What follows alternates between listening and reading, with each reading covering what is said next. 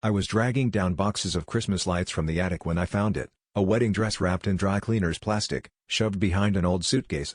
My heart stuttered.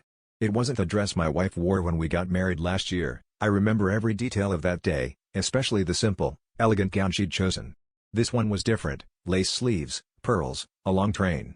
I stood there, sweating in the insulation dust, suddenly wondering how many other things I didn't know about the person I'd promised my life to. I confronted her that night. She barely blinked when I described the dress. She told me it belonged to her grandmother, but I could tell she was lying. I pressed harder, and that's when she snapped. She said I never trusted her, that maybe I should be the one explaining myself. I thought about the late-night phone calls she'd taken in the bathroom, the work trips that never added up, and the way she'd flinched when I mentioned starting a family. Fights like that don't end, they just simmer. 2 days later, her friend came over in a panic, asking about a lost box that was supposed to go to storage.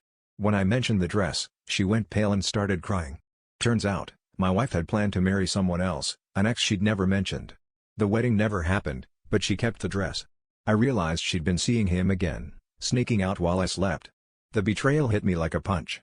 She hadn't just lied about the past, she was living in it. I packed a bag that night, but as I zipped it shut, I had to admit something ugly. I'd always suspected she was hiding something, and maybe that's why I'd never really let myself trust her. Maybe I was just as much a stranger to her as she was to me.